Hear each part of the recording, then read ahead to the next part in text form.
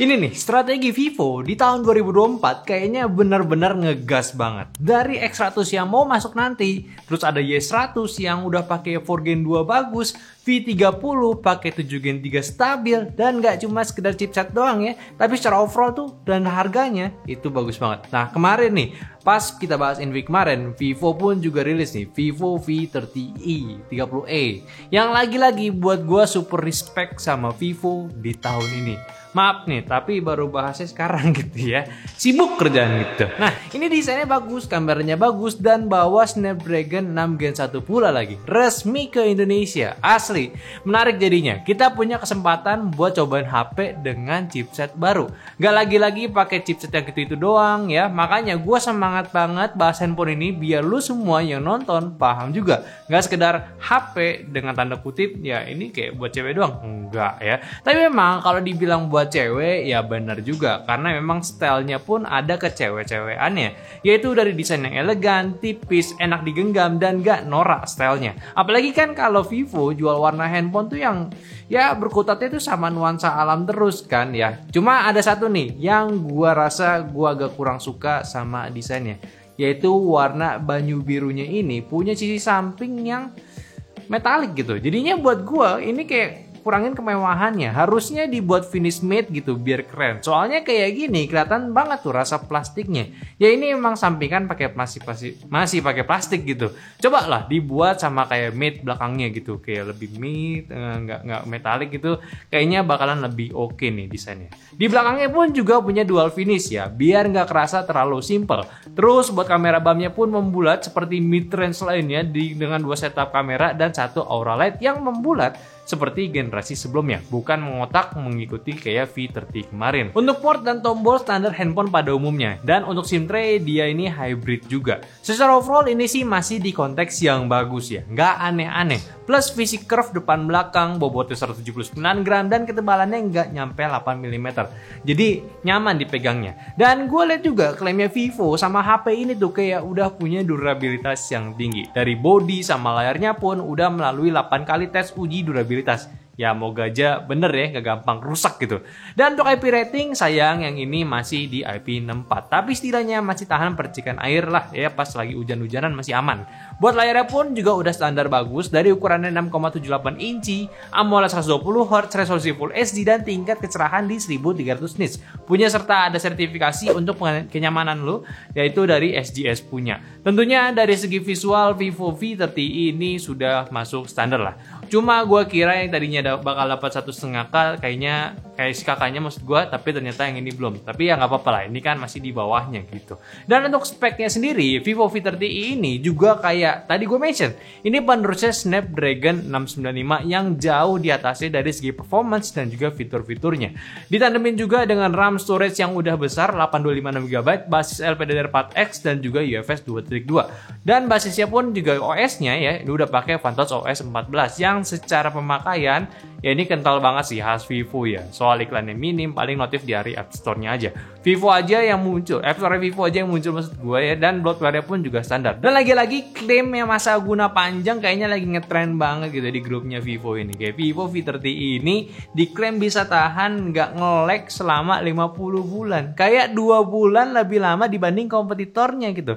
Ya satu sisi bagus ya, apalagi matchingin dengan chipset yang udah latest terbaru gitu. Tapi bukan berarti kalau pemakaian lo kotor ya berharap bakal lancar gitu. Enggak lah, bakalan ya dia realistis aja lah ya. Nah di sini gue juga menemukan keunikan. Kita kan udah tahu lah performance 6 Gen 1 pada smartphone sebelumnya. Cuma ada perbedaan dan hasilnya di Vivo 30 ini malah bisa lebih bagus, yaitu di rata-rata pengetesan performance GPU-nya itu lebih tinggi dibandingkan GPU pada 6 Gen 1-nya si Sharp Sense 8 gitu. Yang tadinya di AnTuTu V10 kemarin skornya itu lebih tinggi beberapa puluh ribu dengan skor GPU yang lebih tinggi. Kalau Geekbench ya sama aja karena tidak ada perbedaan dari segi CPU SoC-nya, dan untuk 3D Mark-nya jelas ada peningkatan testing di bagian screenshot-nya. Yang nunjukin sih emang si 6 Gen 1 ini lebih optimal di Vivo V30e ini. Tapi nggak sampai itu aja, stress di 3D Mark sama CPU stress test itu pun juga udah lewat semua dengan aman, nggak ada masalah. Bagus banget ini, padahal ini tergolong tipis handphonenya yang umumnya kalau kemarin-kemarin pasti harus kompromi di bagian performance-nya. Dan jelas jadinya HP setipis ini nggak boleh dipandang sebelah mata lagi ya, apalagi untuk para kaum yang mending gitu. Tapi gimana ya, Vivo ini kan memang stylenya nggak ke arah performance ya, harusnya tuh punya iQOO gitu. Cuma masih bagus gitu, jadinya kelihatan dong nih ya kalau iQOO masuk Indo nanti si Z9 itu bakal kayak gimana. Dan gue belum nyobain Z9X tuh ya, itu fitur-fiturnya bakal kayak gimana tuh, kayak bakal lebih menarik.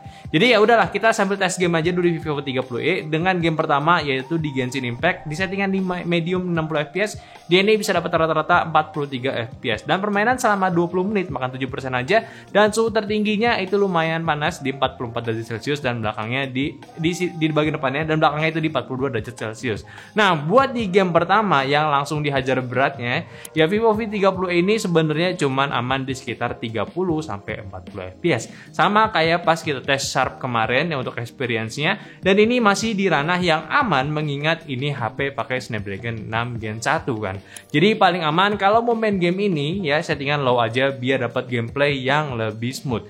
Terus juga soal suhu, dia itu tergolong panas di 44 derajat Celcius sisi depannya, yang menurut gua wajar pasti akan seperti ini mengingat handphone ini nggak ada vapor chamber khusus kayak dikenalin di Vivo V30 punyanya gitu ya. Tapi tetap kalau mau main game ini ingat lagi settingannya diturunin aja. Game kedua itu Mobile Legends di settingan High Ultra dapat rata-rata di 57 fps dan permainan selama 35 menit cuma turun 7% dan suhu tertingginya itu cuma di 38 derajat Celcius. Nah, di game Mobile Legends ya settingannya kayak gini nih udah aman banget. Kayak lu lihat hasil barusan dari rata-ratanya baterai sampai suhu di Vivo V30 ini udah bagus banget. Kayak nggak perlu ada komen lagi ya, paling komennya harusnya sih ini bisa naikin settingannya ke 90 fps gitu. Ya nggak sih ya? Karena yang 60 aja udah stabil banget gitu. Lalu untuk game ketiga yaitu PUBG di settingan Balance Ultra dapat rata-rata di 38 fps dan permainan selama 25 menit makan 6% dan suhu tertingginya cuma di 39 derajat Celcius. Ya, sama juga di PUBG ini. Harusnya settingan itu bisa kebuka gitu biar nge-challenge performance handphonenya lagi. Kayak 40 fps di game ini ya udah kayak bukan masalah lagi. Udah lewat gitu. Gyroscope juga udah hardware dan cepet geraknya. Paling komennya itu ya, satu nih bagian speakernya. Dia itu masih mono, jadi agak sedih jadinya.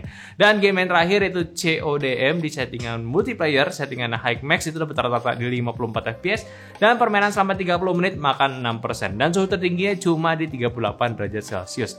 Nah, di game CODM multiplayernya ini apalagi nih, untuk game yang non open world aja udah aman banget.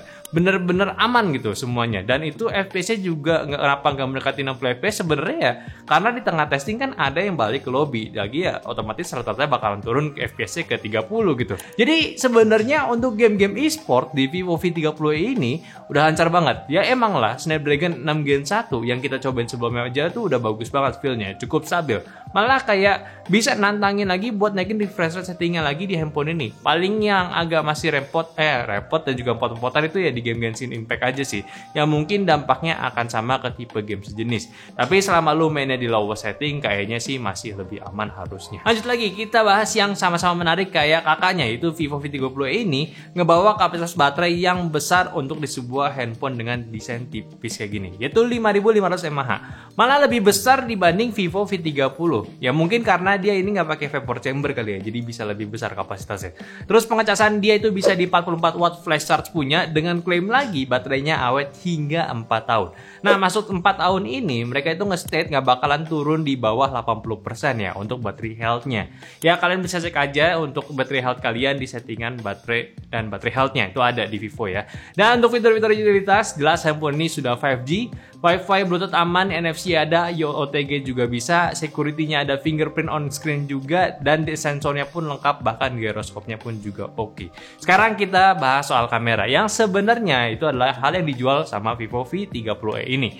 Kamera utama dia gunain 50 megapiksel sensor Sony IMX882 dan ultrawide-nya punya di resolusi 8 megapiksel. Sedangkan kamera depannya dia gunakan 32 megapiksel. Dan jangan lupakan juga soal aura light di Vivo ini, itu adalah fitur utamanya Vivo Vivo buat foto-foto dengan tipe cahaya yang bisa disesuaikan dengan kebutuhan lo. Ya salah satu cara manfaatin flashlight lah ya setelah gue pikir-pikir sampai sekarang.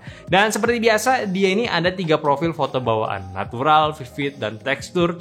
Langsung lihat aja nih perbandingannya cukup jelas, perbedaan karakternya pun juga cukup jelas sesuai namanya aja. Tapi mungkin kelihatannya itu nggak ada perbedaan apalagi kalau lu nontonnya di handphone ya. Tapi yang pasti kalau lu mau moto yang pengen yang standar kayak handphone yang lain yaitu nggak ada settingan aneh-anehnya ya pakai mode natural aja. Terus kalau mau yang lebih berwarna kayak pakai mode vivid gitu atau mode AI-nya itu pakai vivid aja maksud gua. Nah terus kalau mau yang mode tekstur ini kayak natural tapi dikencengin lagi di bagian sharpeningnya. Cuma ini mode vivid ya sekali lagi ini kayak pengganti mode AI-nya aja karena nggak ada settingan AI di handphone ini. Cuma ada SDR aja.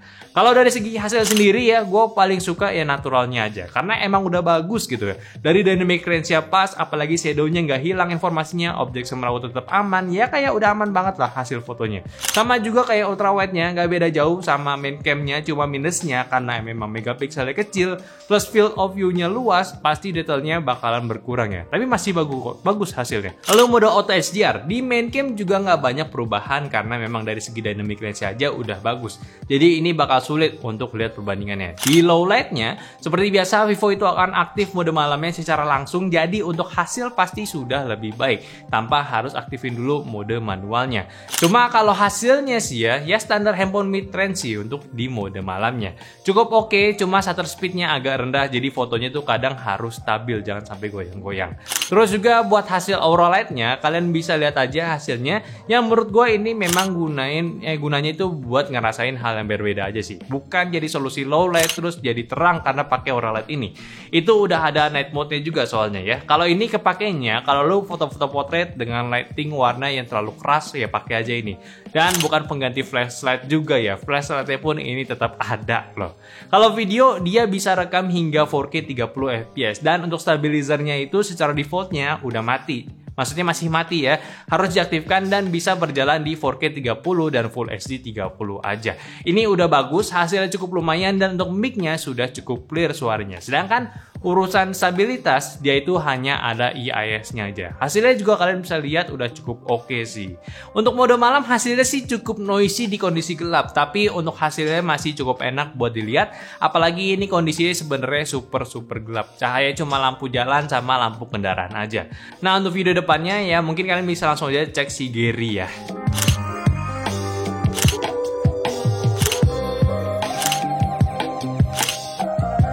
Yo ini kebun. Ya balik lagi ke kebun ya. Langsung aja gue ngomongin soal ini dari speknya. Speknya itu cuma di Full HD 30 fps ya.